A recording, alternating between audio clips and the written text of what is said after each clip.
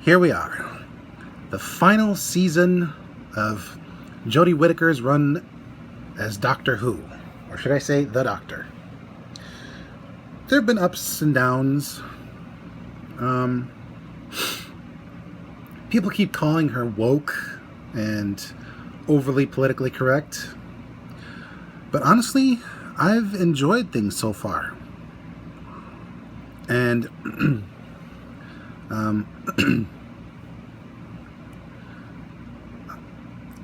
and honestly, I hope we get to see more of her in future seasons and specials. So without further ado, let's get right to it. It's been a little while since Graham and Ryan left, and the Doctor and Yaz are getting into some fairly run-of-the-mill antics, namely getting hung over an acid pit on some hostile planet by a warlord who has plans for Earth. Of course, the current Team TARDIS, well, they're pretty adept at dealing with tough scrapes, so I won't bore you with the details. Bottom line, they get out and get going to Earth to try and find this warlord, who, as it turns out, is some kind of soldier. But not just a soldier. He's an alien, anthropomorphic, talking, human-sized dog. Yes, just like the old horror flick, there are actual dog soldiers. And he's after a guy named Dan, who likes to give impromptu tours of the local museum.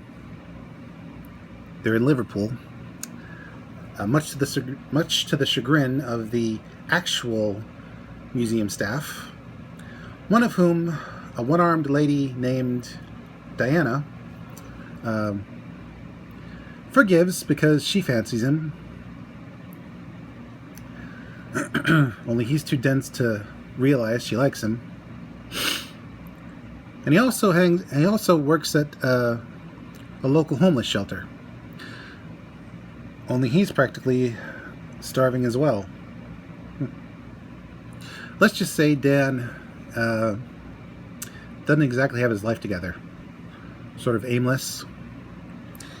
And his life gets turned upside down when this dog soldier shows up and captures him, even laying a trap for the Doctor and Yaz, which shrinks the poor guy's house almost like a tissue compression eliminator. Luckily, Yaz and the Doctor weren't in it. And they also find out that there's a fleet of ships carrying dog soldiers coming to Earth. Obviously an invasion fleet. Actually, no. Turns out the 7 billion plus dog soldiers are coming to evacuate humanity from Earth. They've taken upon themselves to protect humanity for some reason, even though they don't like us. They're genetically bonded. Only the dog soldier in question, who likes to wield a plasma axe, which doubles as a rifle, he locks Graham in a cage. So basically he treats Dan the way dogs get treated by humans. Figures. But anyway, we find out why these dog soldiers are looking to protect humanity. Something on the edge of space is consuming it. Planets, nebula, races, and some poor fella named Vinder witnesses the whole thing. He's out on a space station monitoring some planets that get swallowed up by this thing and barely makes it out alive.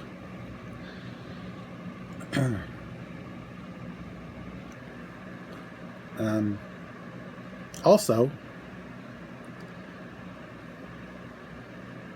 we find out that some creature by the name of Swarm has broken loose from his imprisonment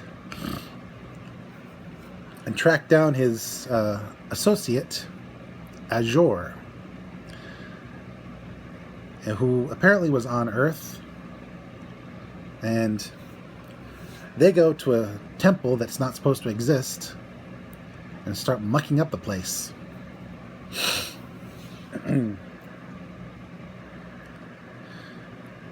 Unfortunately,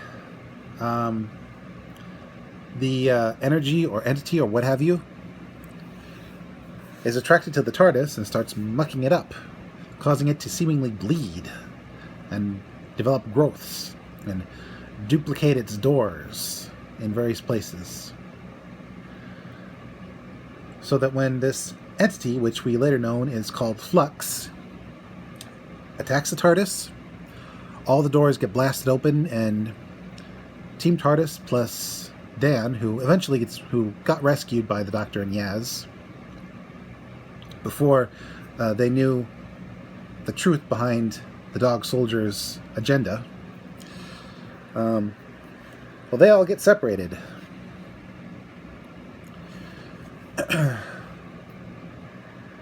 The Doctor ends up, well, actually all of Team TARDIS briefly ends up in Crimea during the war. And they get to meet Mary Seacole, Mama Seacole, who helped Crimean soldiers and even helped Russian soldiers with her little shop and her medical skills. Now, you can find out more about Mary Seacole via the extra credit page on YouTube. Just type in extra history Mary S. And it should tell you a story about her. Lovely tale, lovely woman.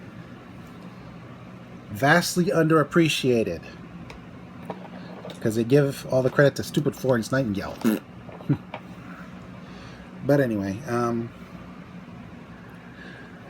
the Doctor ends up getting sort of drafted as a medic to help wounded soldiers, but not all of them are Russian. She finds out that the Russians have been replaced by Sontarans, and they massacre a whole bunch of human troops because the general in charge refused to heed the Doctor's warning about the fact that these Sontarans can pretty much stand up to single-shot rifles with bayonets attached. Heck, I doubt even the specially encased submachine guns and assault rifles that unit packs would have been a match for this army. It was massive. Eventually,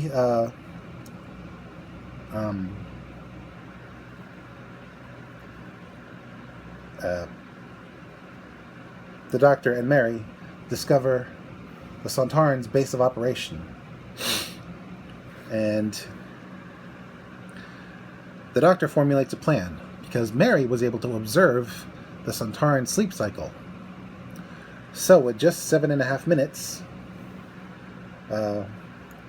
she and Mary and the surviving general, apparently he played possum, or maybe he just got knocked out, they muck about with the food supply and air supply of the Sontarans, forcing a retreat. But the general, sore from the loss of his army, and against the doctor's orders, lights a whole bunch of gunpowder and blasts them all. Much to the doctor's disgust.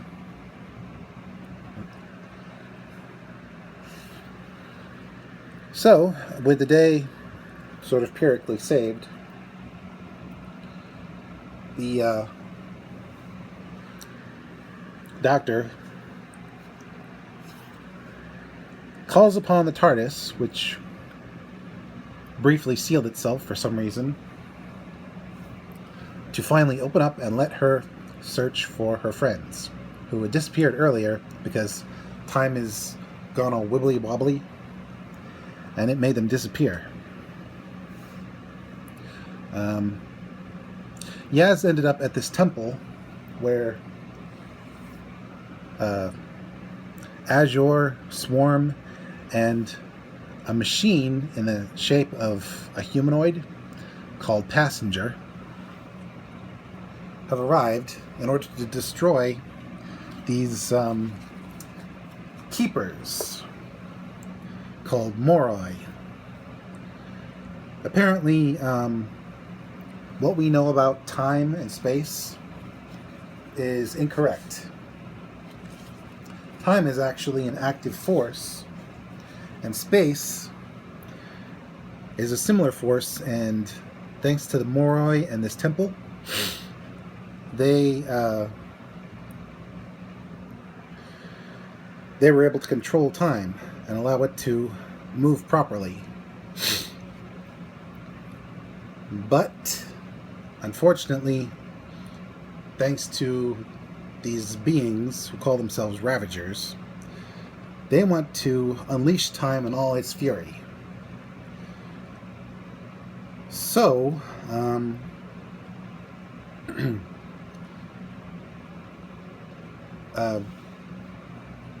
they start killing the Moroi who have been posted as keepers. And then they lure the Doctor in with the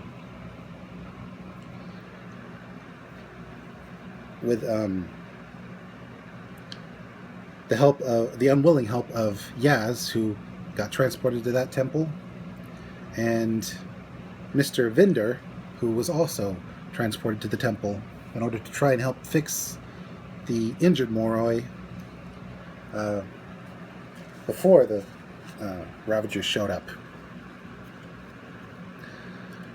So, the Doctor and Dan, who got pulled back to his home village and briefly got a message through to the Doctor, who told him to stop the Sontarans from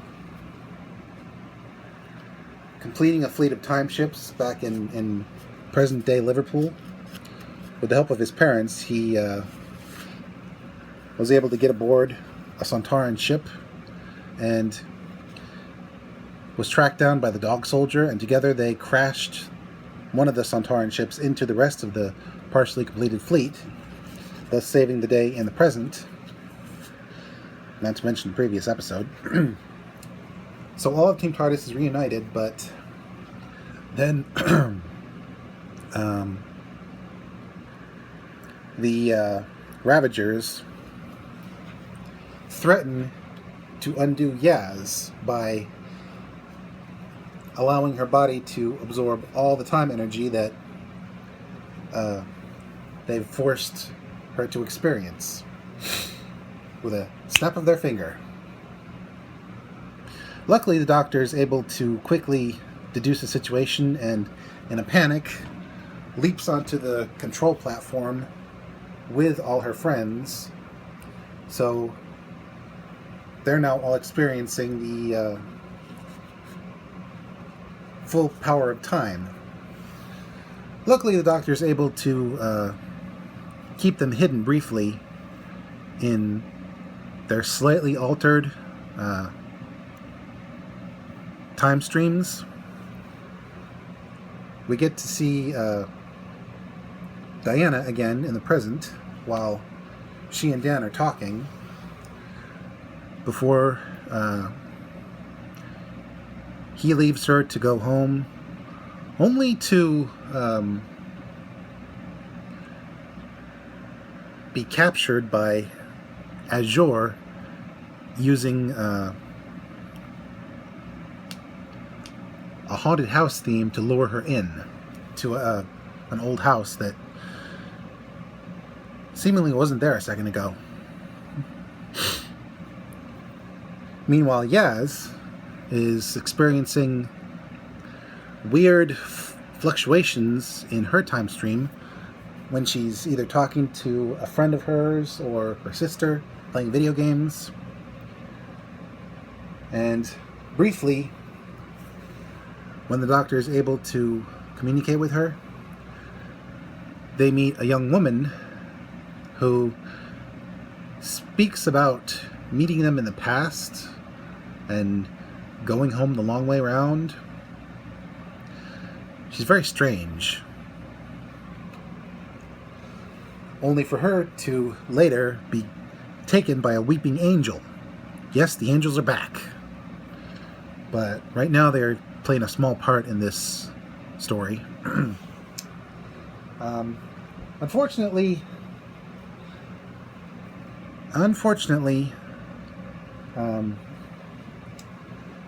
Yaz also gets an experience with a weeping angel, but it's only brief, and she's able to avoid it.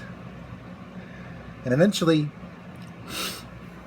she's able to communicate with some more Moroi to try and get them to re-inhabit the temple. Also, the Doctor experiences a memory that she doesn't actually have. She remembers when she's Ruth, better known as the Fugitive Doctor. Because apparently, she's fought the Ravagers before, even working with the dog soldier who wielded the plasma axe.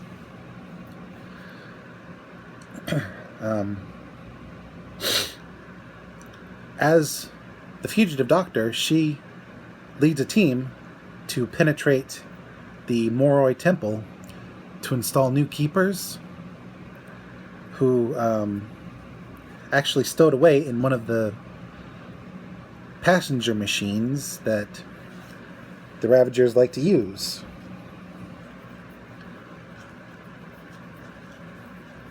So we get to see a little bit more of who the Fugitive Doctor used to be.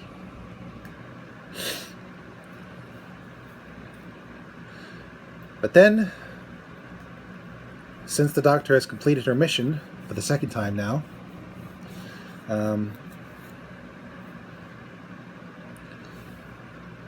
the Ravagers are forced to retreat, but not before revealing that they have many hostages inside their remaining passenger machine, including Diana.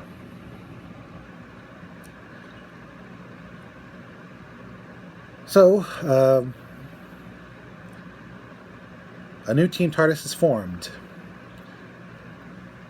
in order to stop the Ravagers once and for all and get those hostages back, including Diana. The Doctor, Yaz, and Dan go off,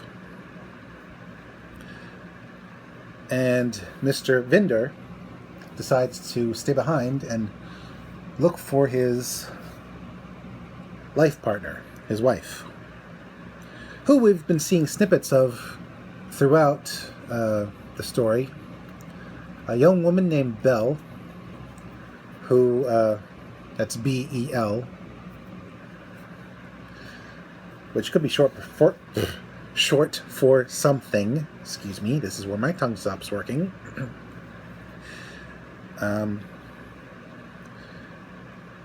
She sees some horrific sights along the way. These bug-looking things who apparently are feasting on the remains of what happened when the Flux tore through the universe, killing survivors, witnessing Daleks, Cybermen, and Sontarans establishing fiefdoms in order to fight over the remains of what's left.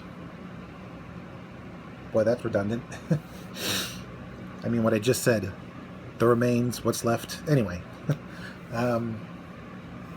So she's got to dodge 3 factions. And she borrows a leftover dog soldier spacecraft to try to get to where she needs to go.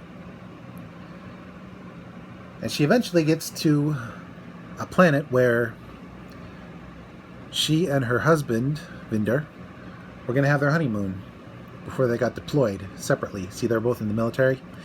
Vinder actually tried to whistleblow the treachery of his commanding officer, and he was punished for it. That's why he was out in the space station. That's what he gets for doing the right thing. Why do people get punished for doing the right thing? All the time, even in the future. Anyway.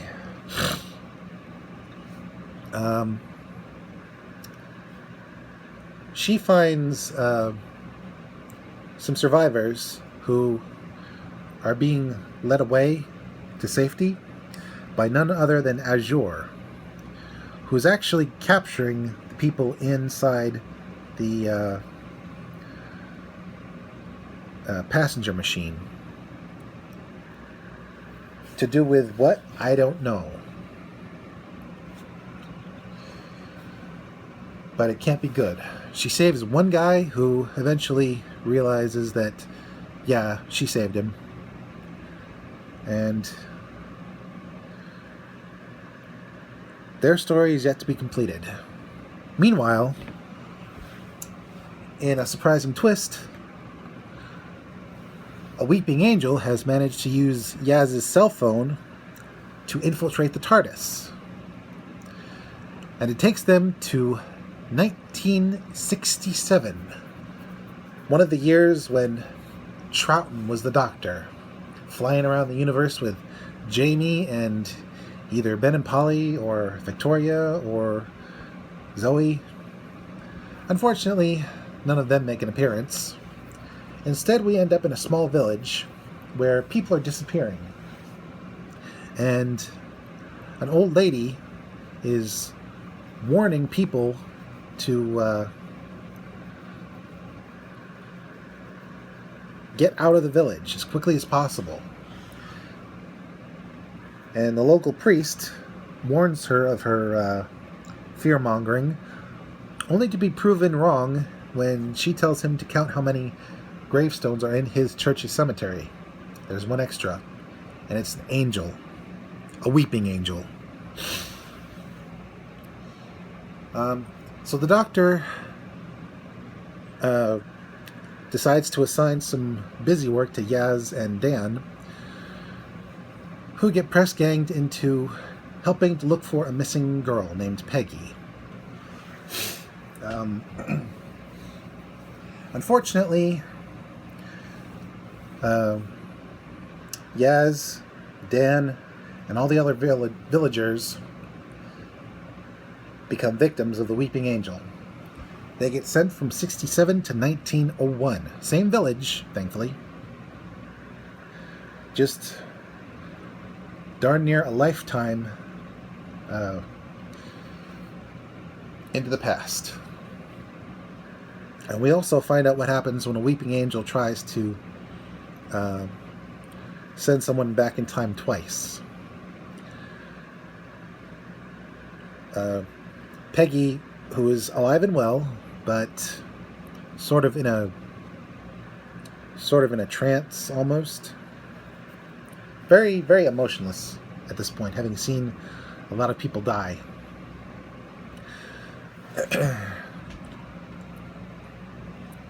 She hooks up with Dan and Yaz, who then witness Peggy's caregivers, her great aunt and uncle, arrive in the village just in time to touch a Weeping Angel a second time and get turned to stone and crumble. Ouch. Of course, she's not too broken up about it because they weren't exactly Guardians of the Year.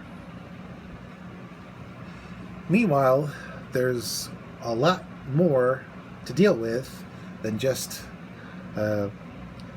people who keep getting killed by weeping angels.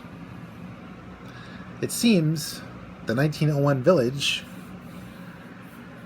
was actually cordoned off eventually in the future when it's discovered that the whole population of said village disappeared twice.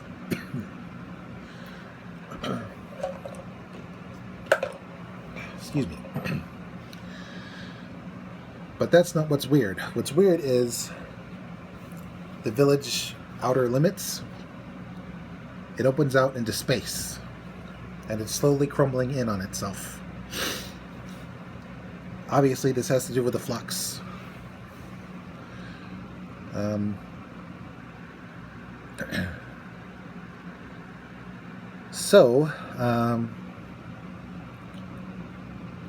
The separated Team TARDIS has to act fast.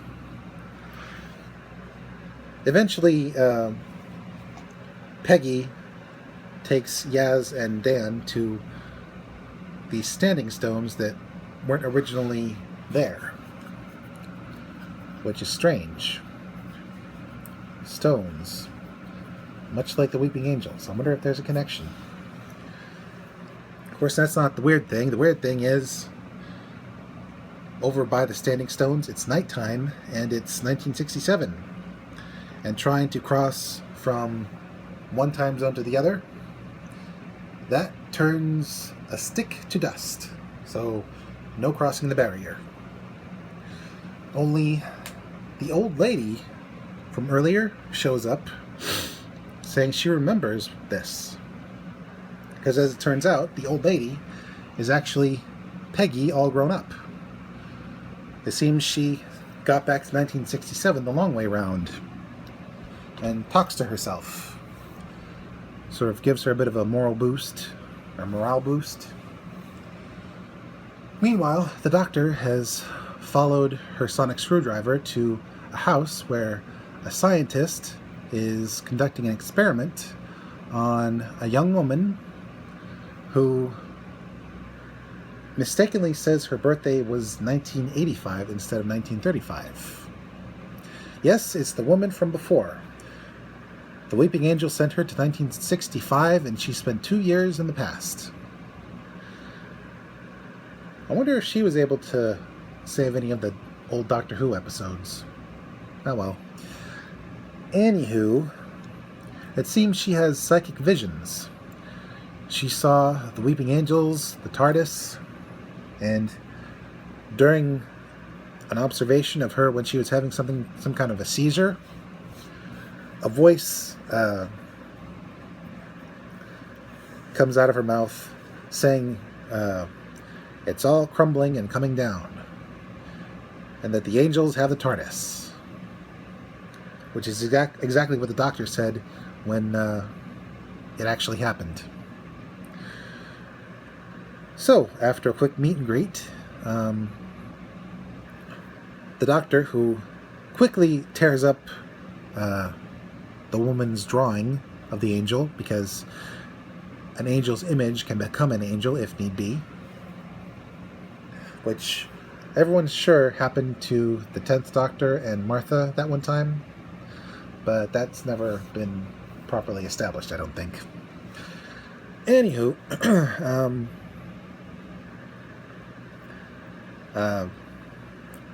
while the scientist who wants his curiosity sated, because he's a scientist to the end, and is also a former soldier,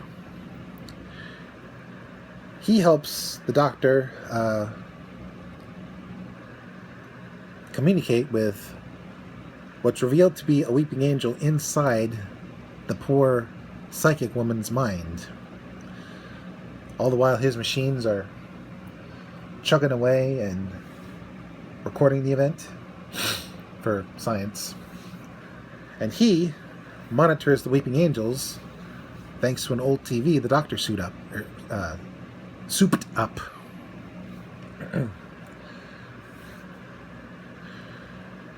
So, we get to hear a weeping angel talk through the psychic woman. Turns out it's a rogue.